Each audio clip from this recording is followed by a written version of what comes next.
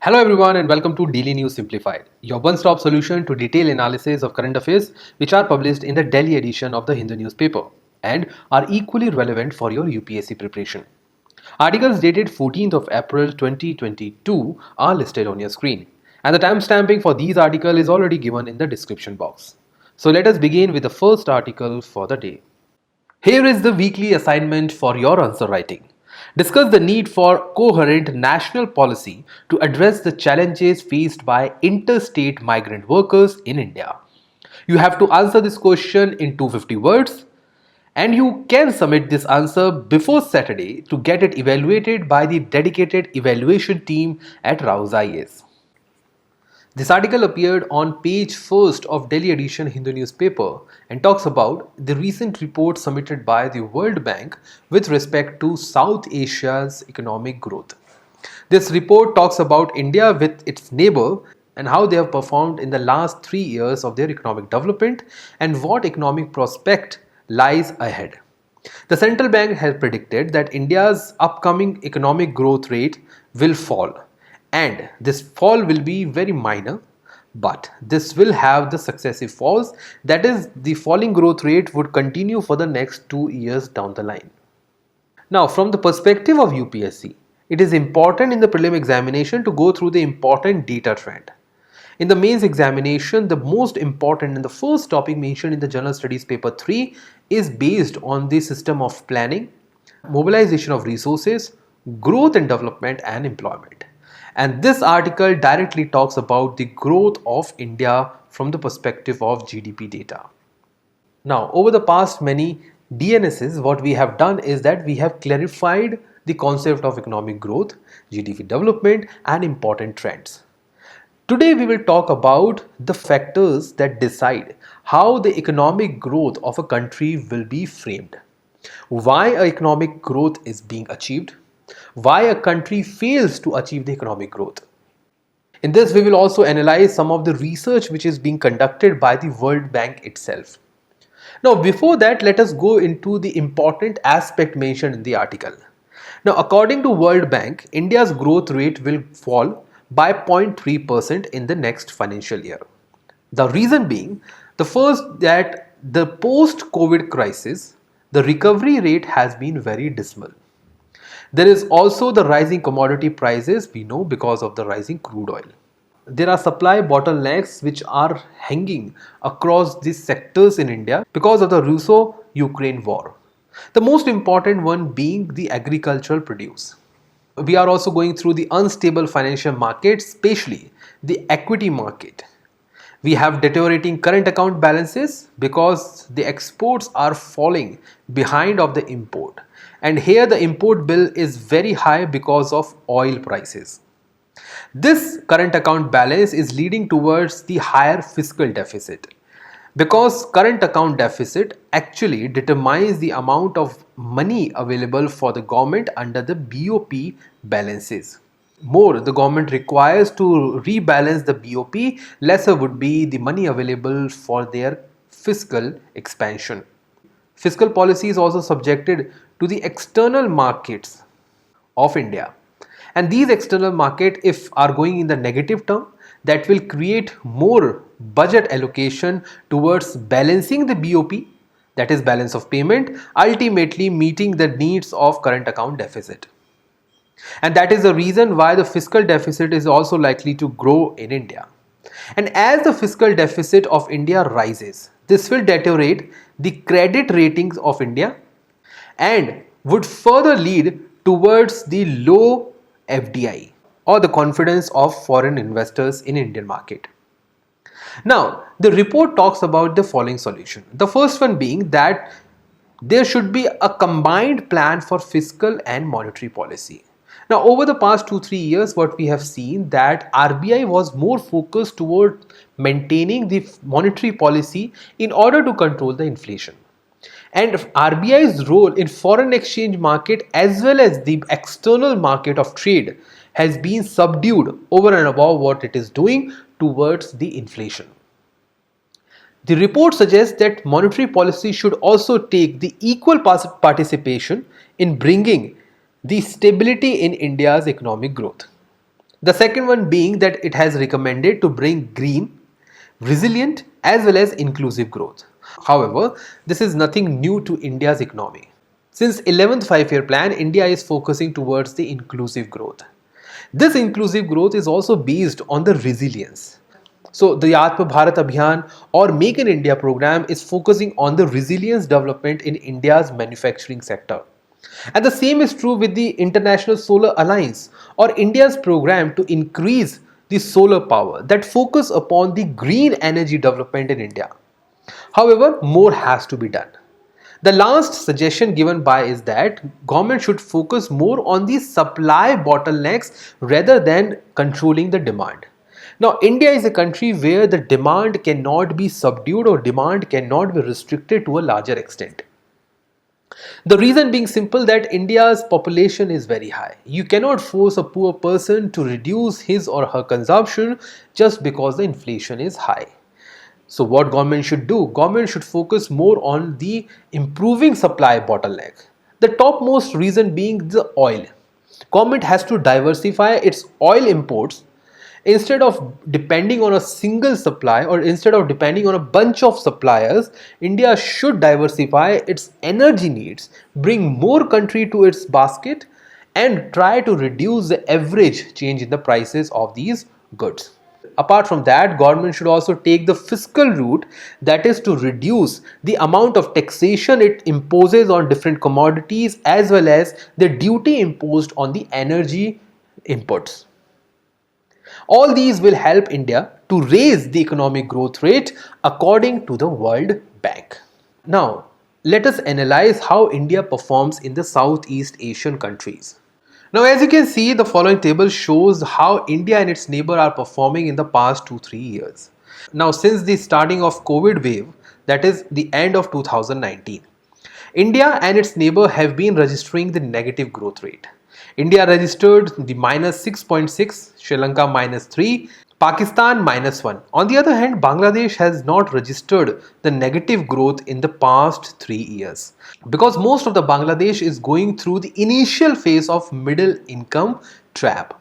Now, in middle income trap, what we normally see is that the economic growth rate of the developing countries rises, it becomes stable, and after a period, it started either declining or either remaining stable without any further increase.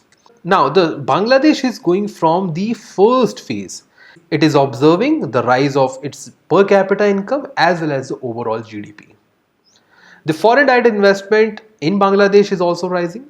On the other hand, being a small country, it does not have issues such as the mobility of labor or the logistic issues. It also has large number of ports for international trade with ease.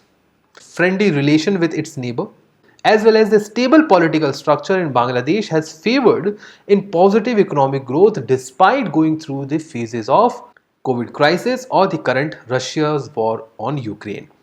On the other hand, India has shown a drastic improvement vis-a-vis the last 2 financial year from minus 6 to 8%. Then it is going to see a fall, and this is not only based on the report of the World Bank. Previously, the International Monetary Fund has also suggested that India's upcoming growth rate is going to fall based on the current war between Russia and Ukraine. Now, let us talk about the factors that are important for the economic development. The first one being the political stability. Take the case of Ukraine or the case of Russia. Political instability has led to the drastic fall in the economic development. The same is true in the historical perspective also. For instance, World Wars I or II saw the similar political instability and economic downgrade.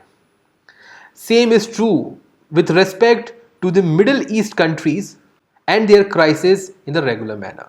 We have seen in the case of Iranian revolution, we have seen in the case of Kuwait war. All these reasons have shown that political instability will create hurdles for the economic development. The next one is the macroeconomic stability. This includes the fiscal deficit, current account deficit, and even the inflationary pressure. Now, India was going through the macroeconomic instability in late 1980s, which led to the BOP crisis of India. So, for better economic development, macroeconomic indicators should be stable. The third comes the level of infrastructure, be it the energy, be it the port, or even the transportation. Higher level of infrastructure is required as a catalyst as well as a multiplier to bring more economic development to the existing economic framework. We have seen the rolling out of many schemes such as Sagarmala, Bharatmala, National Infrastructure Pipeline, and many others. All these were created to bring that catalyst effect of infrastructure for the economic development. The fourth one being the availability of natural resources. Take the case of United States of America. This country was based on the natural demand for oil and gas from Middle East countries. Higher involvement, political organizations, as well as friendly relation with these countries was a signature of US diplomacy. But things have started changing as US has now shifted its focus rather than the imported oil and gas to the domestic production of shale oil and shale gas. Higher natural resources. Now India has a very high availability of coal. No wonders that why India produces the energy from the coal resources rather than the other sources. So availability of higher natural resources, whether it is domestically produced or whether they are imported from outside, remains an important factor for the economic development. Then comes the educational standards. This is important for human capital formation.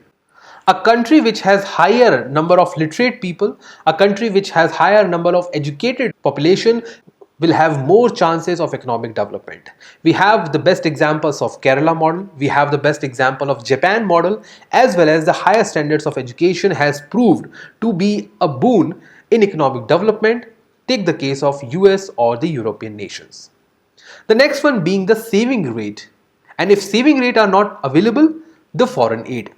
Over the past 1 decade, India's saving rate has remained close to or less than 30%. This has remained the matter of concern because as per the Harrow-Dormer model which India utilized for its first 5-year plan, Harrow-Dormer model says the higher saving rate is important for the economic development. Now how it is done? Let us see. Higher rate of saving will simply lead to higher availability of investment money. Here, banking sector will act as a mediator. Higher investment will definitely lead to higher capital stock available to the investor through the means of loans. These higher capital stock will lead to better investment in different projects as well as the production of goods and services. And higher production of goods and services will lead to higher economic growth. Simply put, more saving means more economic growth based on the Harrow-Dormer model. We cannot completely deny the working of this model. It is very useful as far as initial stage of development is concerned. So, as of now, India requires higher rate of saving which should be close to 35 to 40%. If higher rate of saving is not meeting the demand of the current economic development, then what India can focus? Well, India can focus on the foreign aid. This could come in the form of foreign direct investment, foreign institutional investors. That is the reason why India is opening more number of sectors for the foreign direct investor. If these foreign direct investors is not available, what India can do is India can look forward towards external commercial borrowings, institutional loans, or even the bilateral lendings. However, over the past few years, it has been observed that the last route taken by India has reduced drastically, and the top two routes have seen a very high rise. The last point is that India and like many other countries should reduce the barriers to trade. More economic development is ensured as far as free trade agreements are there. More free trade agreements or more opening of trade between the partners will definitely promote the trade. So India's exports will find better place in the foreign countries. India will earn more foreign exchange and that will bridge the saving rate gap of India. Hence, we can take the model of European Union where the higher economic integration had led to the expansion as well as diversion of economic growth in the member countries. With this, let us now move towards how countries should behave towards different policy parameters. For this, we will utilize the World Bank 2017 report, which talks about how inward investment is created. So, if India's saving rate cannot increase all of a sudden, why not increase the investment? Now, according to World Bank, these are the following parameters that defines whether the foreign investment or even the local investment will be increasing or not. The highest share given by the countries is towards the political stability and security. So, if a country goes through the sudden change of the government, as we have seen in the case of 1968 to 1970, or we have seen in the case of 1989 to 91. In both these cases, there was an instability, political instability, where India's government was going through the crisis. And these were the same years when economic was also going through the turmoil. Apart from that, legal and regulatory environment, large domestic market size, macroeconomic stability, availability of talent and skilled labor, good physical infrastructure, low tax rate, low cost, access to land and real estate, and financing in the domestic markets also play their important role. However, India's government, the current establishment, is looking towards bringing more on these top 6 important areas to focus upon. And this is very good because when the government in power enjoys the full majority, it will provide better legal and regulatory mechanism, which along with the large domestic market size will bring the macroeconomic stability. Programs such as Pradhan Mantri Kaushal Vikas Yojana, or in fact the National Infrastructure Pipeline, will aid the above 4 points for bringing more economic growth in India. With this detailed discussion in place, let us now move towards the next article for the day. 14th of April 2022, that is today. This day is celebrated for various cultural aspects as well. Indian modern history or India's art and culture finds the importance place as far as 13th and 14th of April is concerned. From the perspective of art and culture, we are celebrating a new year today. Most of the states across India, including the northeastern states, southern states and others, are going to celebrate a new year today. On the other hand, we have a very important birth anniversary of Bhim Rao Ambedkar. So we have combined all these important articles from the perspective of art and culture and modern history, and we will take up these articles one after the other for today's DNS. We'll start from the New Year first. Well, New Year in India is celebrated on the basis of 2 different calendars. The first one being the Indian calendar, the second one being Gregorian calendar. Indian calendar is further divided into 2. The first one being based on the Vikram era and the second one being on the Sak era. India's official calendar is based on the Sak era, which was started under the rule of Kushan ruler Kanishk.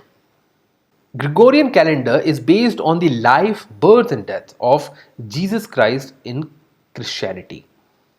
All the festivals in India is based on either the lunar calendar or the solar calendar.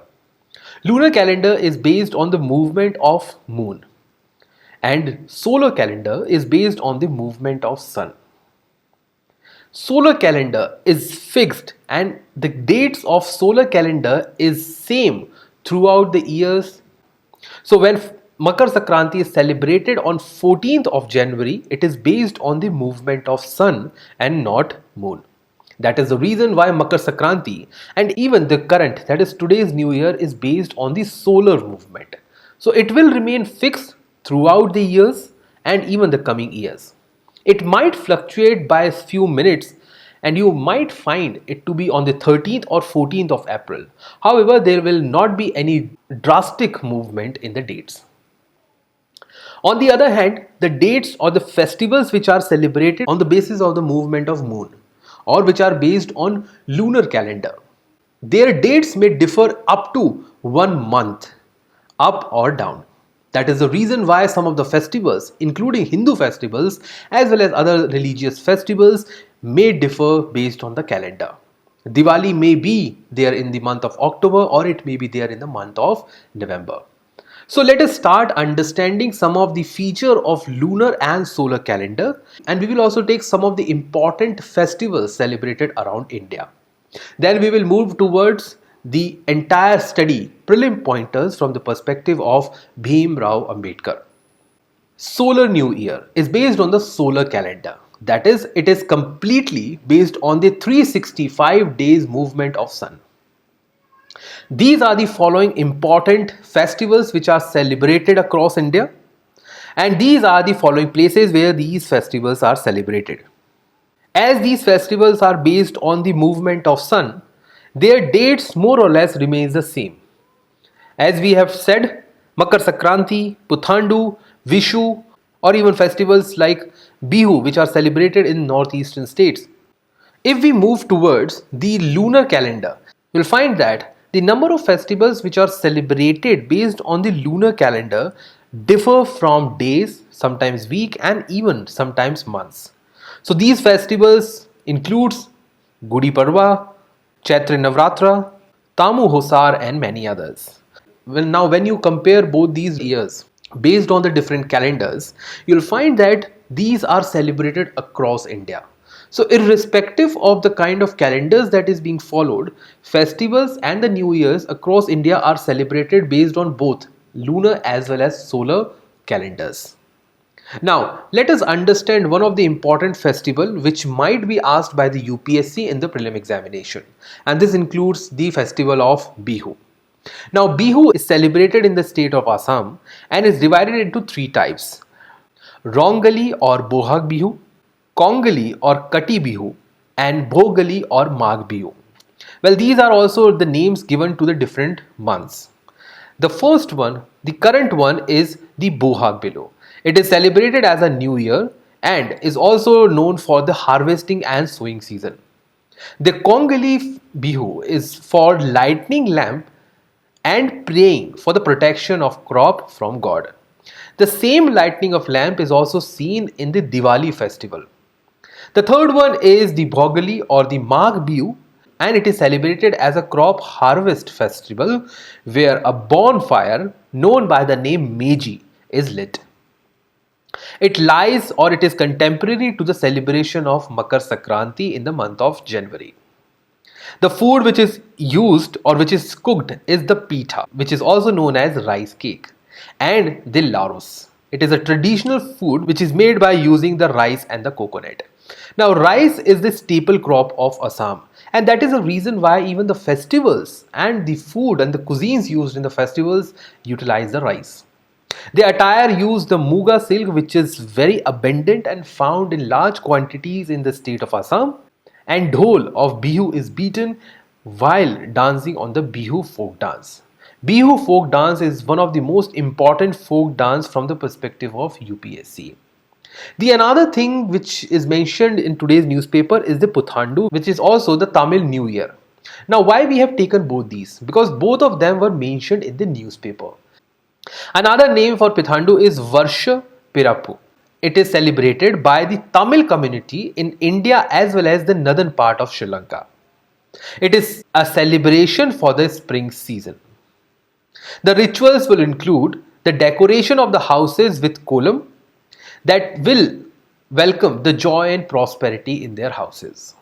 A turmeric bath is common among the Tamil women during this auspicious period. Now, let us move towards the another important festival known by the name Vaisakhi or Baisakhi. It is also celebrated on the same day. It is celebrated in the areas such as Punjab, Haryana, and Chandigarh. It is to celebrate the spring harvest by the Sikh community of these regions. It also commemorates the formation of Khalsa Panth by Guru Gobind Singh, that is the 10th and the last human guru of Sikh religion in 1699. Since then, Khalsa Panth is functioning across India, especially in the state of Punjab, providing many humanitarian assistance as well as the religious practices.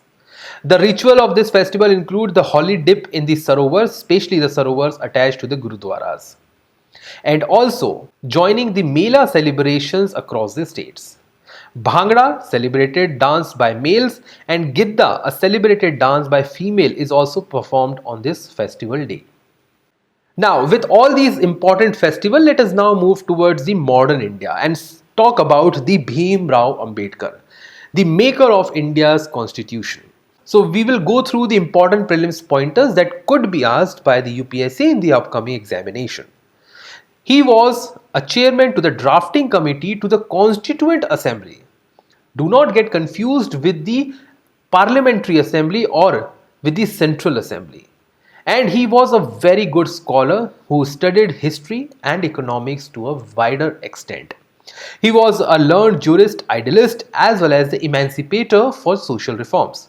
He was born and belonged to the Mahar community, which is also considered as a Dalit community in central India. After achieving good grades in his basic education, he also attained a PhD in economics from London School of Economics in London.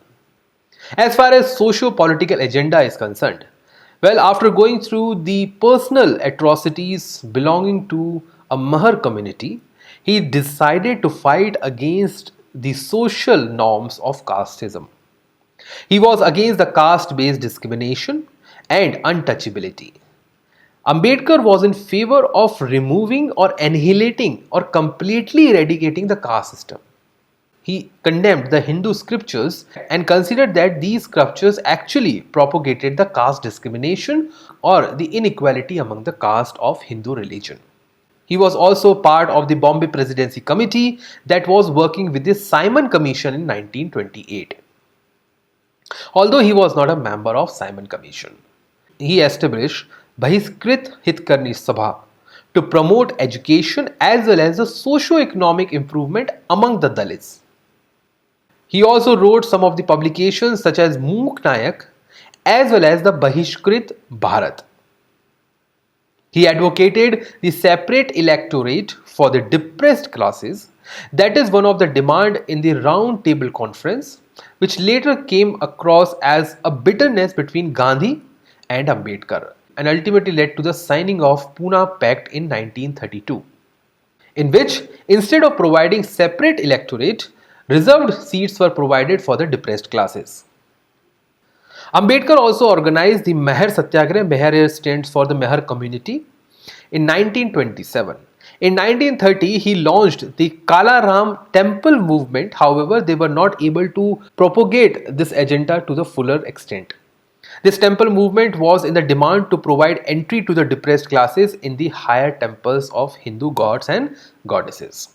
He also founded the Independent Labour Party, which also remains his core Labour Party for fighting the political elections.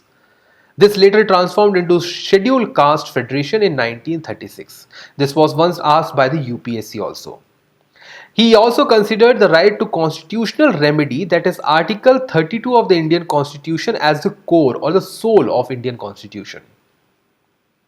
He was very vigorous and very catalytic as far as Hindu Code Bill and its introduction as well as passage in the Indian Parliament is concerned. This core bill was targeting to bring the equality among male and female in Hindu religion. And lastly, in 1956, he converted himself to the other religion, that is Buddhism, and also started following and spreading the Buddhist ideas. He also started one of the separate school of Buddhism, and this was called by the name Navyan, that is new vehicle, which try to bring more reforms into the earlier schools of thought under Buddhism, that is Mahayana and Hinayana. From the economic perspective, he advocated the free economy, that is laissez-faire. He also tried and advocated to bring more socialist-based capitalism in the countries like India, and also demanded the stable rupee vis-a-vis the pound and sterling. He was totally a proponent of birth control based on the demand scarcity argument. He considered high population to be a bane for the developing countries like India, because higher population with lower skills and education creates more demand without income generation, and this creates the demand scarcity problem in developing countries like India. He was also awarded the Bharat Ratna in 1990. As far as his research work is concerned, well, this could possibly be asked by the UPSC also. This includes the thesis which he submitted during his programs in economics PhD.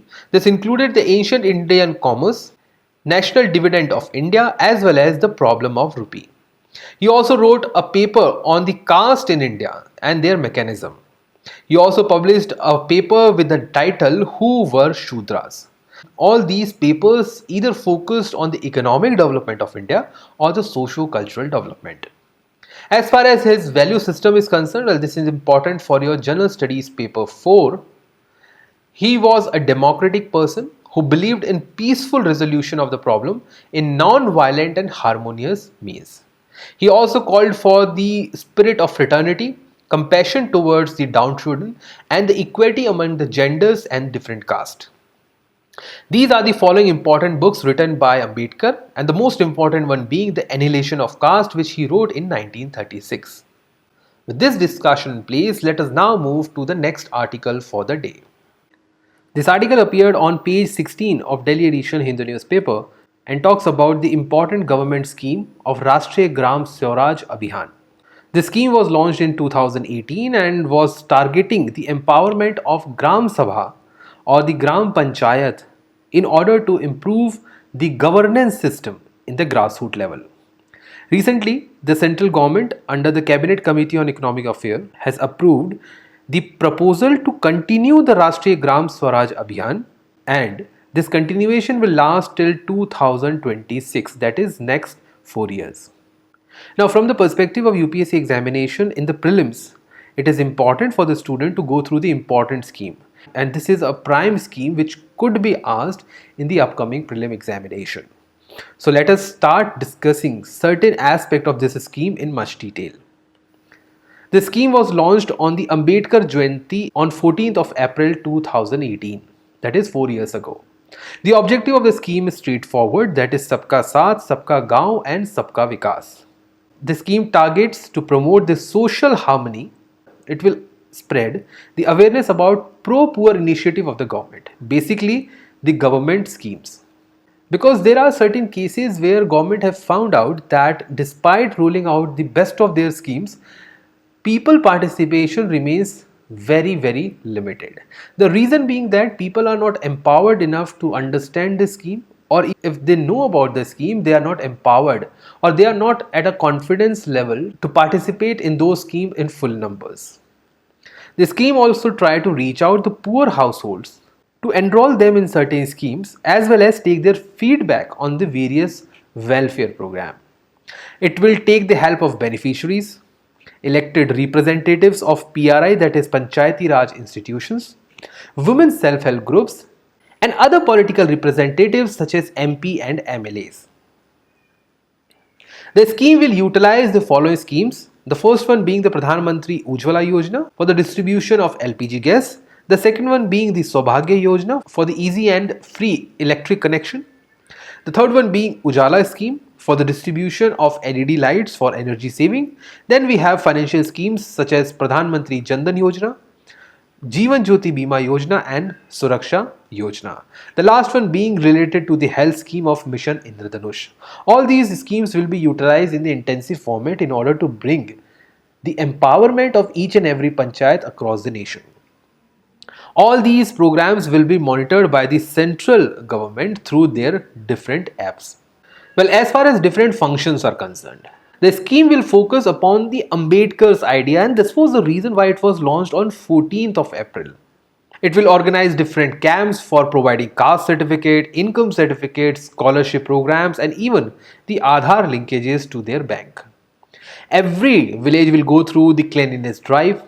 They will try to make villages open defecation free. They will fast track the process on open defecation free plus, that is also targeting the urinals. They will almost empower 15,000 panchayat through LPGs and will encourage the use of more clean fuel. Over 100 new connections per panchayat under Ujjwala benefit will be provided. Gram Sabhas will also be empowered to discuss various social issues. Issues such as caste clashes, women rights, child marriages, and others. It will also focus on the distribution of entitlement to the beneficiaries at block and district level. And lastly, each Gram Panchayat will organize events to explain the benefit of the scheme. Now, overall, if you go through this entire program, what does it say?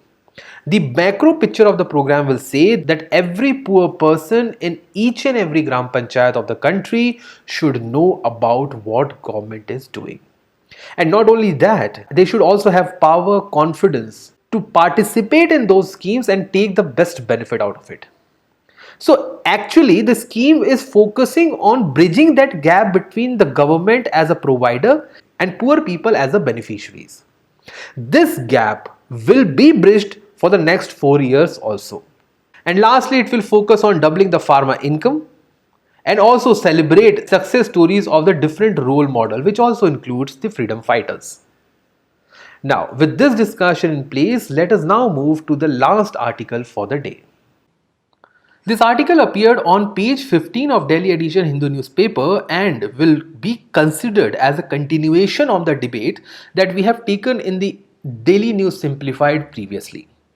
We have covered the rising age of women for marriages multiple times in the previous DNS, for which we have also provided the link in the description box.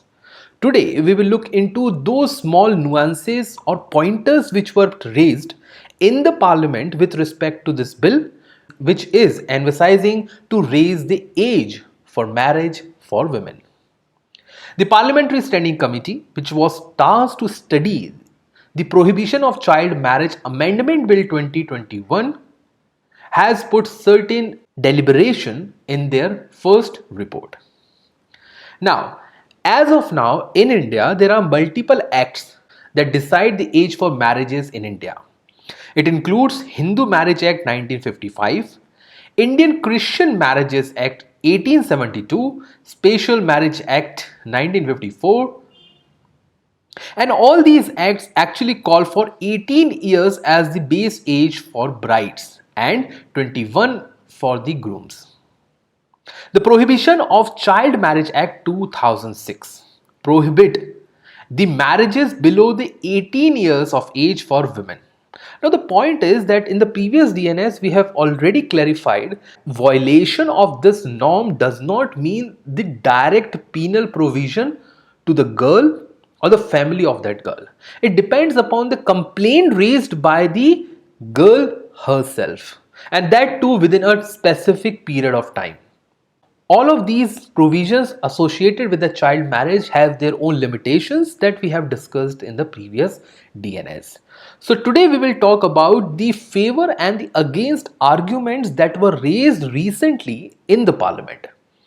As far as debate on age of marriage is concerned, well, we will talk about the favorable pointers on this first. If we raise the age of marriage, it will bring right to equality, as it is guaranteed by the Indian Constitution under Article 14 to 18. This right to equality will guarantee the prohibition of discrimination on the ground of sex. Then it will also break down the intergenerational cycle of malnutrition. Girls getting married at the lower age are not completely nourished. At the age of 21, she will be in a position to have better physical development in order to bear child. Past surveys, including the National Family Health Survey, has shown that children born to teenage mothers are more likely to be undernourished than the children who are born to adult mother given the same level of nutrition given. Then it will also help in reducing the maternal mortality rate and infant mortality rate across nation, especially the states which are having the total fertility rate above 2. It will also increase in the female labor force participation. Female who are between the age of 18 to 21 will now have more time, at least the duration of 3 years, to get more participation in the female labor force. Previously, most of the girls who were just married at the age of 18 or before were denied to work as a labor in various sectors. It will also prohibit the earlier marriages and will restrict the reinforcement of patriarchy. Actually, the early marriages in India reduces the educational and employment opportunities for women and make them financially more dependent on their life partners, which eventually would result in the skewed division of labor in the domestic sphere. This has always led to the reinforced patriarchy, forced norms on women. The last point being, it will help in controlling the population. Age of marriage of females is a key factor in influencing the fertility of a female. Demographic studies have revealed that females who are of higher age prefer to have better birth control and family planning than those at the younger age. In fact, the World Bank has estimated that developing countries like India and even other South Asian countries can save billions of dollars in their GDP if they just raise the age of females over and above the 18. This will help in reducing the fertility, will help in improving the nutrition, and will save the precious money of the government which it is investing or spending on the nutritional programs and the welfare schemes. However, there are many arguments which have been raised against increasing the age of female. The first one being that it has reduced or it has restricted the choice of marriage. It can be used by the parents to punish their daughters who will marry against their wishes, especially at the age between 18 to 21. Because law in countries like India is ahead of social norms. It was seen in the Hindu Marriage Act as well. So law is ahead of social norms. If parents want to marry their daughter at the age of 18 or maybe 19, now because of this law, they will be forced to do certain illegal actions or might go in illegal means to get their daughters married. In the past National Family Health Surveys, especially the National Family Health Survey 5, it was proved that 23% of the women between 20 to 24 were married before the age of 18, which shows that even increasing the age does not provide preventing the child marriages. Child marriages were there even before the implementation of 2006 Act. It will also lead to the deprivation on the legal protection. Increasing the legal age at marriage for all the girls will expand the number of persons deemed underage and will render them without legal protection. Declining fertility rates is also the another success story which goes against the rising of age for marriage. India has been registering one of the highest success rate as far as fertility fall is concerned. Majority of the states have already registered total fertility rate close to 2 or even less than that. So development strategy has been functioning more than what we can go through the legal means. And lastly, poverty is the underlying reason for the marriages and not the age.